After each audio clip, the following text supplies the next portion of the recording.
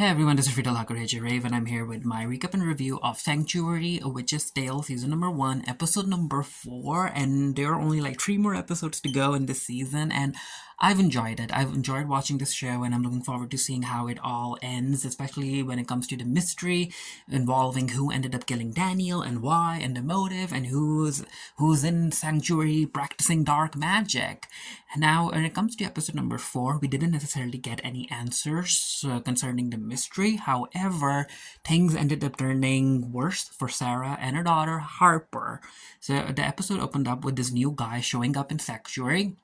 And he goes to the warehouse. He touches the warehouse, and you can see the dark cloud of dark magic kind of like swirling inside the warehouse. So that, yeah, the dark magic, the remnants of dark magic are still in there. And this guy is apparently like an agent sent from Mood in order to help Sarah, because she asked for help. Like, she wants someone to be on her side. We cut to Maggie, and it's time for her to go to work, and her partner, I think his name is Ryan, the kid. Ryan notices her Maggie kissing her boyfriend slash superior slash boss, and of course he kind of ignores the situation, because what the heck is he gonna say? Like, he's not gonna bring that up. Now, as they're driving to work, this is where Maggie brings up the fact that Harper ended up talking to the reporters, and she accused Daniel of R-wording her, and she's like, okay, so the entire situation made it like, as far as Maggie is concerned, the report that talking to the reporter, Harper ended up basically telling Maggie that, you know what, now that we know that what Daniel did to Harper, we have a motive. So yeah, when it comes to motive, Harper has a motive to seek revenge on Daniel, and Sarah has motive. Maggie goes to pay Sarah a visit because she wants to take her in, basically arrest her for an interview and investigation, and Bridget is there trying to support Sarah, because Sarah has also been trying to get in contact with Harper, but she's been failing, and Bridget has been trying to get into contact with Harper as well, and I guess Harper isn't answering phone calls or responding to texts, and Bridget is like, you know what, Sarah, they don't have any evidence, so they aren't really arresting you, so you don't have to go if you don't want to go. And Sarah's like, you know what, I am going. Let's just get this over with. During the interview, Maggie brings up the motive thing, and she asks Sarah what she was doing the night that Daniel died, and Sarah's like, I was with my coven, and I was drawing energy and all of that stuff, and they don't necessarily explain what the drawing of energy from her coven is supposed to do, so I hope they explain more of it. But yeah, this is where Sarah's like, I see what you're doing. I know that you're trying to pin everything on me, and it was expected. And Maggie is like, what do you mean it was expected? And this is where Sarah brings up the fact that as a witch, she has always lived in fear, and the entire witch community, even though witchcraft is legal, and there are registered witches, the witch community still lives in fear about something changing and the law going back and them being prosecuted again. And I'm like, you know what, this was a conversation that I was expecting as well, but I'm not really sure how I feel about it, because Sarah telling Maggie, who's like a black woman, about discrimination and living in fear for their life, it felt a bit iffy to me, because what Sarah brought up is fictional, but what people of color have to go through is real. And there is a real fear of certain laws being pulled back, and people of color having to deal with more racism and more scrutiny from the law. So yeah, seeing Sarah talk about being afraid of her life and yada yada yada to Maggie, it just felt weird to me. And as they're interrogating, Maggie is like, you know what, Sarah, we have your motive. You knew about Harper being R-worded by Daniel, so of course you're the one who killed him, and yada yada yada, even though they don't necessarily have evidence yet. And I'm like, Sarah, just tell them that Harper didn't tell you. You just found out yesterday, right? Before the news report, or it's hours before. I think it wasn't even yesterday.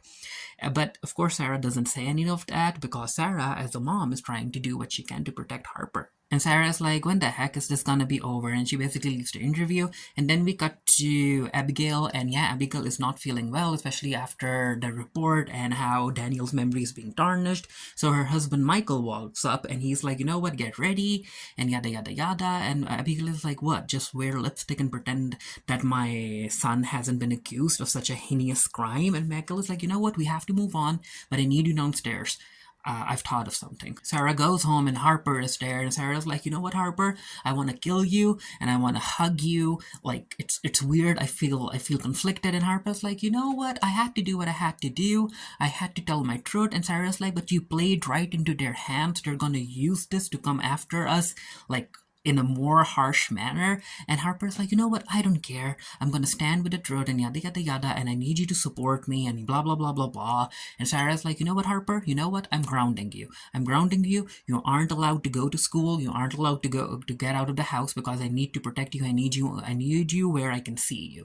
And Harper's like, yeah, sure. And Harper is like trying to leave the house, and this is where Sarah uses magic to lock the house. And Harper's like, what the heck, really? And Sarah's like, yeah, you're grounded. You're staying inside. And I'm like, you know what? I kind of feel for Harper. Like, how the heck are you supposed to argue if your mom's a witch? Abigail walks into the kitchen, and this is where she sees an entire group of Dan's friends, basically from his football team, I guess. And apparently, it was Michael's idea to use the boys to basically have a vigil in Dan's memory and remind that the people of Sanctuary are still supporting Daniel, and none of them believe the accusations from Harper. And of course, Abigail likes that. She's like, thank you so much, boys. Robert decides to pay Sarah a visit, and he's like, yeah, I'm here to help. I'm here to conduct an investigation. And Sarah is very, very relieved. And she's like, yeah, I can assure you that me and my daughter had nothing to do with Dan's death, and yada, yada, yada. And Robert is like, okay, even though I'm here to help you, I'm supposed to do my job, so I'll do a private investigation, an independent one. And as long as there are no transgressions from your part, everything will be okay. And I'm like, oh no, oh no. The moment he said the word transgressions, I'm like, no, no, Sarah's done stuff. Sarah has done stuff, and Robert is gonna find out. And he does. Maggie is in her office, and she's going over what Harper said to the reporter, and she's trying to figure out whether or not Harper mentioned something about Dan having done this to other girls as well. And she asks Ryan to give it a listen, and yeah, it turns out that Harper wasn't the only one that Dan did this to. There's another one. After talking to the boys about the vigil and everything, Abigail ends up basically praising Michael, and she's like, Michael, you're brilliant. And I'm like, Abigail, he's an abusive husband. What the heck are you doing? Maggie decides to pay Julia a visit, and she asks Julia questions about the coven and yada yada yada and how it works. And Julia's like, no, it's nothing like that. It's just that Sarah draws on our energy. It's a very positive thing. There's like nothing dark-sided about it. And her husband is like, how the heck do you know? Well, how the heck do you know what Sarah ends up using your energy for, huh?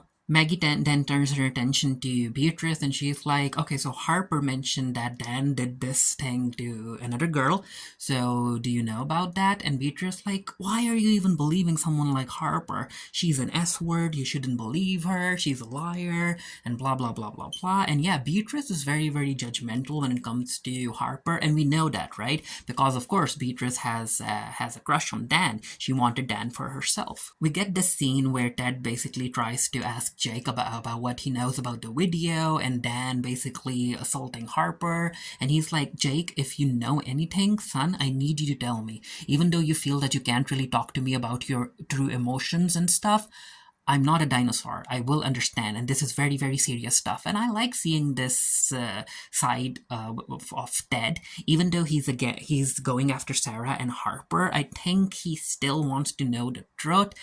And yeah, he's like, Jake, you have to tell me. And Jake is like, no, I know nothing. I know nothing. And I'm like, oh, Jake, you are lying. And I'm looking forward to seeing how Ted is gonna react when he figures out that Jake had a crush on Dan. Maggie ends up paying Abigail a visit, and Abigail kind of thanks Maggie for all of the work that she's doing in order to bring Dan's murderer to justice and yada yada yada. And this is where Maggie's like, "Oh, before I leave, I wanted to talk about the coven situation that you have going on with Sarah and what Sarah does with the energy that's being drawn from you." And Abigail is like, "Wait, are you suggesting that Sarah ended up using my energy to go after and kill my own son? Like, are you saying that?" And Maggie's like, "No, I'm not saying that." But of course, Abigail thinks that that's what Sarah did. And I'm like, Maggie, wow, why the heck would you bring that up in front of Abigail? Maggie goes back to the police station, and this is where she ends up meeting Robert. And he introduces herself to Maggie and tells her why he's there. And Maggie is like, "You know what? You don't necessarily have to do the investigation because I already called in like a private investigator and Morgan and yada yada yada." And Robert is like, "Oh yes, freelancers. I don't really care, but I'm here in order to conduct my own investigation for Moot, and I'm here also to protect our witch community. So yeah, I look forward to working together." Abigail decides to meet Bridget and Julia for lunch, or I guess these two were meeting each other, and Abigail just walked in. I'm not really sure, but this is where Abigail is like, "Okay, so I need you to. We are holding a vigil, and I need you, and I need to be sure that I have your support." And Julia and Bridget is like, of course, you have our support." And Abigail says, "That means that you know that Sarah and Harper were responsible for killing Dan." And Bridget is like, No, that's not what we're saying. We're saying that we support you in your grief when it comes to mourning Daniel, but you know for sure that Sarah would never hurt Daniel. She is not responsible for killing him." And again, Bridget and Julia bring up how they owe Sarah a lot, and Abigail is like, "You know what? Not anymore." Sarah walks out of her house because she wants to drive somewhere, and this is where she notices that her car has been keyed and all of her tires are now flat. And I'm like, "Oh, okay. I get where Sarah is coming from because Sanctuary was her home. She grew up here, and seeing the townspeople, the type of townspeople that she's helped a lot, come after her because of Daniel's mysterious death, it's getting to her. Robert ended up going to the warehouse again, where people have been placing their flowers and other stuff in Dan's memory, and he notices the same woman that we saw during episode number 1, the pregnant woman that Sarah was helping, and she's like, "Oh, are you here to help with the vigil and stuff?" And Robert is like, yeah. And this is where the woman brings up about how everyone ended up being entrapped by the witch and blah blah blah. So yeah, Robert is slowly piecing together how much ingrained Sarah's witchcraft is when it comes to the residents of Sanctuary. Sarah basically talks about what I mentioned about how she is like, "I grew up here, I'm not gonna run away, I'm gonna fix this somehow." And yeah, she's just disappointed that people are not on her side. Pierce also brings up how she needs to tell Maggie that that Sarah didn't know about Harper being assaulted by Dan, and she needs to clear her name. And Sarah's like, "No, I won't. I won't tell Maggie that because as a mother, I'm going to do what I can to protect Harper. And what I need to do is I need to talk to Jake and get him to take back his statement." We cut to the police station again, and this is where Maggie is like, "Ryan, did you know about this and this entire big Dan event happening?" And Ryan is like, "Yep, it's a vigil." And Maggie's like, "That's the last thing we need. People throwing a vigil and basically getting angry at us for not arresting the supposed murderer, Sarah." Sarah walks up to Ted's house and she's like, "Ted, I need to talk to Jake." And Ted is like, "No, you can't do that. I'm not letting you anywhere near Jake." And this is where he asks his wife to go to Jake, and they close the door. And this is where Sarah's like, Ted, remember, I helped you. Now it's time for you to help me." And Ted is like, "Are you blackmailing me?" So yeah, Sarah has been helping a lot of people. And I'm like, "Sarah, why? Why would you do that? Why would you help people?" Like, is Sarah the type of person who feels that if she doesn't help people, they won't like her or they won't befriend her? I'm like, "Sarah, no, you can't buy friendships." We cut to the police station again, and Maggie is trying to get a chocolate bar from the vending machine, but it's stuck. So Robert comes in and he uses his magic to basically give the vending machine a shake and get Maggie her chocolate. Ooh, also, I forgot. So when Robert walked up to Sarah's house earlier in the episode, introduced himself to her, I'm like, why didn't Sarah detect that he's a witch too? Like, couldn't she sense him? Because apparently witches are supposed to sense each other. Or is someone like Robert able to suppress their witchy vibe?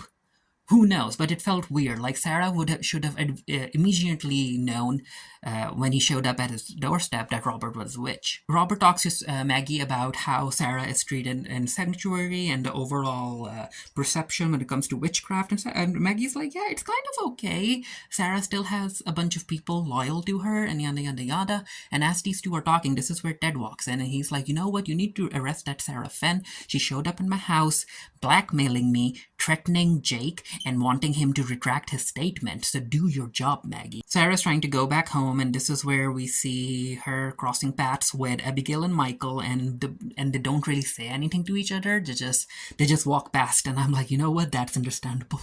It's time for the vigil, and Abigail is just happy to see so many people showing up to support Dan. Bridget is there as well as Julia. Maggie again goes to Sarah Fenn's house. Harper is there, Sarah is there, and Maggie's like, "Yeah, Sarah, I'm gonna arrest you right now on the basis of you murdering Dan because you have a motive." And Harper's like, "No, she doesn't." Maggie's like, "But she does. She knew what Dan did to you, so she decided to kill him." And Harper's like, "But she only found out like recently. I didn't tell her before Dan's death. I told her after Dan's death." And Maggie's like, "Why the heck wouldn't you say that, Sarah?" And Sarah's like, "Well, I didn't lie, right? You didn't bring it up, so I didn't tell you. And also I'm a mom. I was protecting Harper." So again, Maggie is back to square one. Maggie's like, "What the heck is happening in Sanctuary?" During the vigil, Abigail goes after Sarah, and she tells the people gathered around her that witchcraft is evil and Sarah is evil,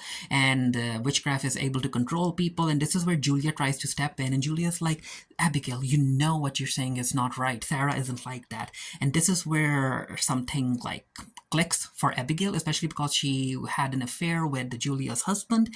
And this is where she's like, "People of Sanctuary, just so you know, I know of a woman who ended up asking Sarah to bring her husband to his knee and bend his knee to her and bend his will and yada yada yada." So it turns out that as far as Abigail knows, Abigail is like so off. So she's like, okay, so that's what happened because Abigail's husband, LB, I think his name is LB. LB mentioned in the previous episode that, you know what, one day I woke up and I just saw sense and I didn't want to be with you. And that's what Abigail remembered. And she's like, "Yep, that's what happened." So basically, Abigail is like, yeah, Julia went to Sarah and she made Sarah cast a spell on LB. So he forgets about his affair with Abigail and decides to stay with Julia. So that's what Abigail is like. That's how dangerous witchcraft is. You fall under the control of magic. You fall under Sarah's control, and your will is no more. She's the one who can control you and make you do stuff. And I'm like, wow, the fact that Abigail brought this up in public. And LB is of course very disappointed in this as well. He doesn't want to talk to Julia because he's like, "What? You had Sarah use magic on me and you basically took away my willpower." And I'm like, wow. And also, if Julia knew, like, did Julia know that Albie was having an affair with Abigail, or did she not? Because if she did know and she still ended up being friends with Abigail, like, wow, Julia, wow, have some self-respect. So yeah, after hearing that, Albie just storms off. Beatrice goes away too, and Julia follows him. After that, we see that Jake isn't feeling well and he just faints and he falls onto the ground. And I'm like, oh, so basically maybe he was sick or something and Sarah helped him? Who knows? Maggie is still trying to figure out what the heck is going on in Sanctuary and how she's gonna handle the entire situation, especially now that she knows that Sarah didn't know about the Harper situation before Dan's death. We cut to Julia's house and Julia's trying to talk to LB and LB's like, "I don't want to talk to you, yeah. And I'm like, dude, you cheated on your wife. But then again, what Julia did was, I think, in a sense worse because she took away LB's willpower. Like, if you have a cheating husband, let him go. Don't make him stay around and take away his consent, right? But anyway, before they can talk about the situation, Maggie walks in, and this is where Maggie is like, yeah, I need to talk to Beatrice, because again, she's wondering about how, what Harper said about Dan having done this before to another girl, and she's like, I need to talk to Beatrice, and because of how Beatrice was talking about Harper earlier, Maggie is trying to put pieces together, and she's like, yeah, I need to talk to Beatrice because she kind of hates Harper. And as far as Maggie is concerned, she thinks that it's Beatrice who ended up leaking the video. And she tells Beatrice that, you know what, according to law, if sexual images and videography is leaked without the person's consent, you can face 2 years in jail. So please hand over your mobile phone, Beatrice. And she does that, and she asks Julia and Elby to leave them because she needs to have a conversation with Beatrice. And Harper's like, okay, Beatrice, I need you to help me understand why you did what you did.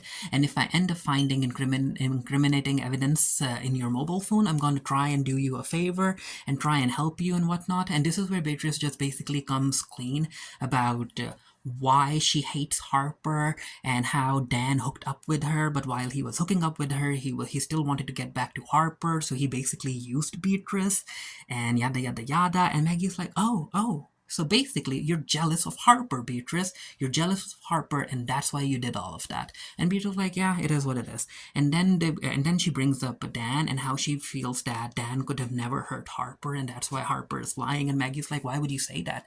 And according to Beatrice, it's because Dan loved her and he just wanted Harper to love him back. And I'm like, no, Beatrice, no, that's not love.